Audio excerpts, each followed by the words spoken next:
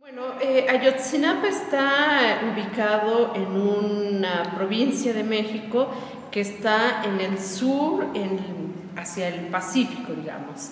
Y es una zona que tiene algunas características particulares y que explicarían el proceso, digamos, que devino en la desaparición de los 43 normalistas. La zona en donde está Ayotzinapa es un estado en donde se encuentra uno de los municipios más pobres de América Latina, con una pobreza comparada, digamos, con zonas en África. Entonces, un estado, por un lado, que suma una gran pobreza, un abandono de las políticas públicas hacia el Estado reporta altos índices de analfabetismo, de violencia de género, y al mismo tiempo, producto de toda esta situación de marginación y pobreza, es una zona en donde ha sido cuna de movimientos guerrilleros. La normal rural de Ayotzinapa, de ahí surgen importantes jefes guerrilleros maestros cercanos con la problemática de la población, en la década de los 70 se lanzan a incursiones guerrilleras. Y por otro lado, bueno, es un estado en donde las condiciones climáticas son propicias para el cultivo de amapola. Después de Afganistán, la amapola que se cultiva en Guerrero es la mejor amapola de la cual se obtienen los productos derivados para la heroína, cocaína y todo esto. Y además es una zona minera, está un puerto por donde cruzan muchos, digamos, es una ruta comercial muy importante. Entonces, bueno, todo esto favorece un caldo de cultivo muy particular. Bueno, y otra cosa que quiero señalar es que en las décadas de 1970 a 1980, México pasa por un proceso de guerra sucia, ¿no? Siendo un país democrático, digamos, a diferencia de los gobiernos de América del Sur, en donde claramente había dictaduras, México siendo, digamos, oficialmente un gobierno democrático, producto de los procesos de guerrilla que habían surgido en la década de los 70, hay una guerra sucia que implica desapariciones forzadas, aniquilamiento de los opositores, vuelos de la muerte, es decir, todo aquello que encontramos como rasgos comunes en el Cono Sur también van a estar presentes en México. Entonces, bueno, evidentemente estamos hablando de un territorio cruzado por tensiones, en donde Las Normales, que es un proyecto que viene desde el gobierno de Lázaro Cárdenas, el presidente que nacionaliza el petróleo, estas normales se caracterizan por ser formadoras de los maestros que van a las comunidades más pobres y por tener elementos altamente politizados. Entonces, bueno, creo que eso genera un ámbito de tensión que da pie a los hechos de 26 de septiembre. Con la firma de los tratados de libre comercio entre México, Estados Unidos y Canadá, vamos a tener un proceso de un abandono del Estado mexicano hacia el agro, hacia las zonas rurales, el agro. Entonces vamos a tener una población campesina empobrecida, porque además ellos se enfrentan con bajas, digamos, el cultivo dejó de ser de autoconsumo para tratar de cubrir las expectativas de los grandes mercados, de las grandes productoras. Los campesinos se ven empobrecidos y el pago que se hace por kilo de maíz no se compara con los pagos que le ofrece el narcotráfico a estos campesinos por dedicar sus tierras al cultivo de amapola. Entonces ahí, digamos que el narcotráfico es posible en situaciones de pobreza en donde el campesino se ve obligado a servir, digamos, como fuerza de trabajo para el crimen organizado.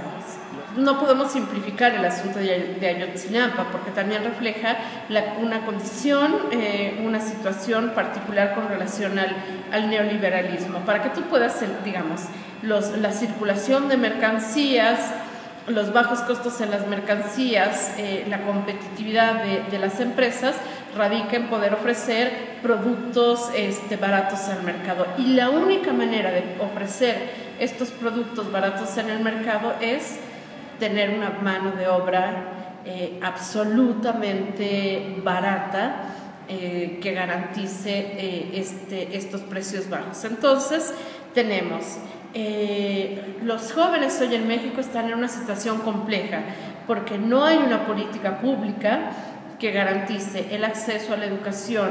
Los que logran acceder a una formación universitaria no tienen garantizado trabajo. Hay un alto índice de desempleo.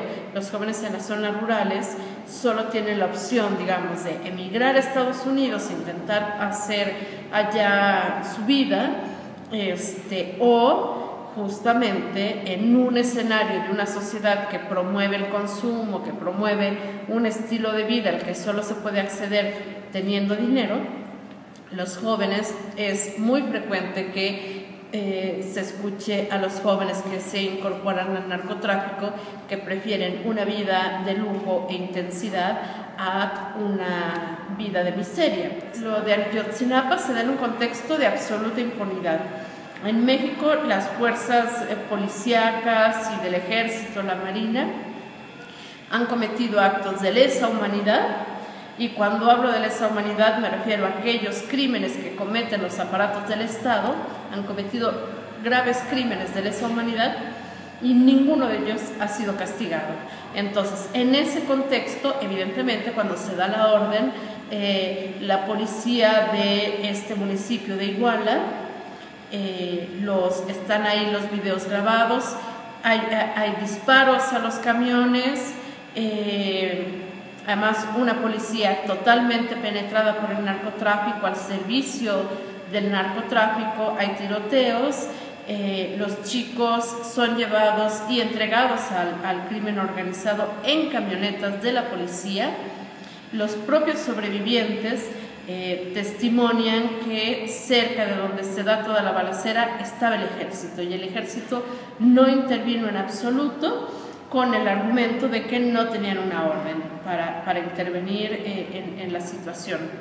Después de eso, en realidad, la versión oficial del gobierno que dice que los estudiantes fueron llevados a una barranca y ahí fueron incinerados, ha sido totalmente cuestionado por científicos de la universidad que además trabajan en temas de criminalística y han asesorado a las instituciones del Estado, porque dicen que es imposible que en esa barranca, con esas dimensiones, se haya podido generar el calor que se requiere para reducir un cuerpo humano a cenizas, y además que todos los testigos, los videos que hay de esa noche, reportan que ese día, la noche del 26 de septiembre, había una lluvia atípica en la zona de Iguala. Entonces, no hay pruebas. Los peritos internacionales, que los padres de los normalistas de Ayotzinapa, los peritos argentinos que fueron a levantar pruebas, ellos dicen que a ellos les entregaron bolsas con restos, pero que ellos nunca vieron el escenario, que no pueden atestiguar que las pruebas fueron tomadas de ese lugar. Entonces, bueno, como siempre no se sabe. Lo que es seguro es que el Estado ha hecho todo el esfuerzo porque esto quede acallado y pase al olvido. Por primera vez México quedó expuesto esta parte como un gobierno violatorio que viola los derechos humanos. La prensa internacional se suma a una denuncia de un gobierno corrupto y que viola derechos humanos. Y por otra parte, todas las organizaciones periodistas libres fueron fundamentales para poder poner en evidencia la situación por la que cruza México, porque no es un asunto solo de los 43 normalistas llevamos 2 gobiernos que emprendieron una supuesta lucha con el narcotráfico sin una estrategia clara, y eso lo único que ha repercutido es, uno, en guerras entre las propias bandas de narcotráfico, en donde los mayores costos los ha pagado la sociedad civil. 2, cuando tú tienes como estrategia el narcotráfico la militarización, solamente la militarización, generas un escenario propicio para que se den violaciones a derechos humanos. Entonces, en México hay cientos de desaparecidos, miles de desaparecidos, miles de muertos. Te pongo un ejemplo. En Iguala, en las zonas aledañas, por ser zonas controladas por el narcotráfico, la población venía denunciando sistemáticamente las permanentes desapariciones de pobladores que no querían pagar el derecho de piso al narcotráfico. Había una primer consigna de las organizaciones y movimientos sociales de preservar la escena del crimen. La gente sabía que la zona alrededor de Iguala estaba llena de fosas comunes y las organizaciones sociales pedían que se preservara la escena del crimen. Pero las madres, que llevan años exigiendo al gobierno mexicano que tome acciones puntuales y sistemáticamente han sido desoídas, dijeron basta, salieron alrededor de Iguala a buscar las fosas, y lo que se reveló es que México es una fosa común. De cada fosa que se abría, habían 20, 30, 80 muertos, con lo cual me parece que los 43 normalistas de Ayotzinapa se convierten en un símbolo de toda la situación grave que se está viviendo. Mira, yo creo que fue un parteaguas en varios sentidos. Por un lado, lo primero que revela la crisis de Ayotzinapa es cómo toda la clase política mexicana de todos los partidos estaban coludidos con el narcotráfico, porque el lugar en donde ocurrieron los hechos era gobernado por la izquierda. Y además en la Ciudad de México, con todas las movilizaciones a favor de los derechos humanos, a favor de los normalistas, el gobierno de la ciudad, siendo un gobierno gobernado por la izquierda, implementó políticas de represión a todo aquel que salía a las calles a manifestarse. Hoy somos en la Ciudad de México una ciudad hipervigilada, con activistas en la cárcel, con acusaciones fabricadas, ridículas, absurdas. Entonces creo que en un sentido fue parteaguas, porque reveló lo que ya sabíamos. Lo que no sabíamos era la dimensión de cómo estaban penetrada la clase política por el narcotráfico y la cercanía que tenían con ellos. Eso por un lado. Y por otro, porque algo que pasó durante las manifestaciones de Ayotzinapa fue que la sociedad civil nos dimos cuenta que requerimos de unas estructuras organizativas que no pasen por sindicatos ni partidos políticos. Si bien hubo algunos trabajadores presentes, la constante fue que en estas manifestaciones el sindicalismo estuvo ausente. Los sindicatos se mantuvieron callados, no hicieron presencia. En las grandes llamadas que se hicieron a huelga general, los sindicatos estuvieron ausentes. Con lo cual también se revelan como como instancias que no van a participar de posibles cambios democráticos. Entonces, bueno, en ese sentido creo que lo que quedamos fue absolutamente, nos hemos dado cuenta que estructuras que se habían construido supuestamente como contrapesos del poder fueron absorbidos, cooptados por el poder, y que hoy los ciudadanos tenemos que construir otras instancias en un proceso muy, muy complejo, porque no sabemos cómo hacerlo, ¿no? no hay experiencia de movimientos de masas que no pasen por estas estructuras, y entonces, bueno, está siendo muy difícil porque hay que romper con protagonismos, sectarismos, posturas ideológicas cerradas para intentar construir algo que pueda ser mucho más diverso, plural, ciudadano.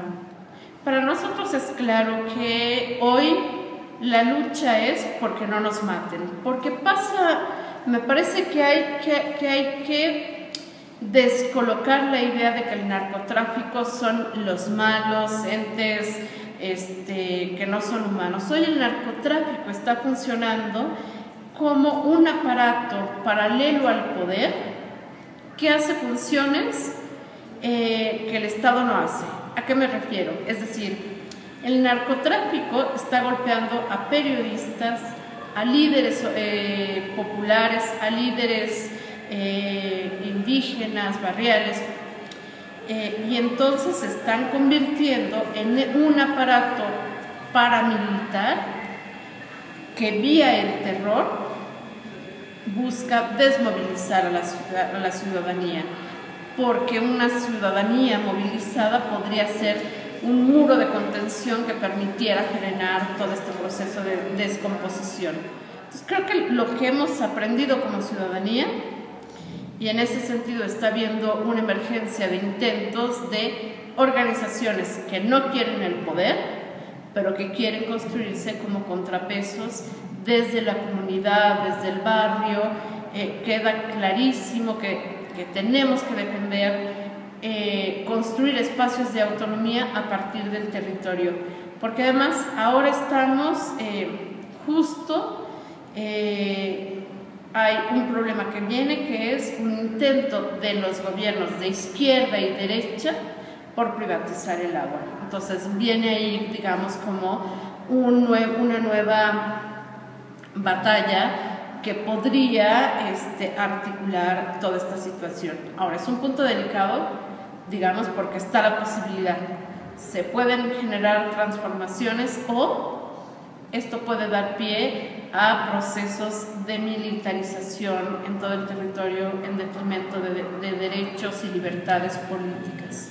Es muy complicado, muy complicado, porque no hay que olvidar que el narcotráfico es un negocio neoliberal.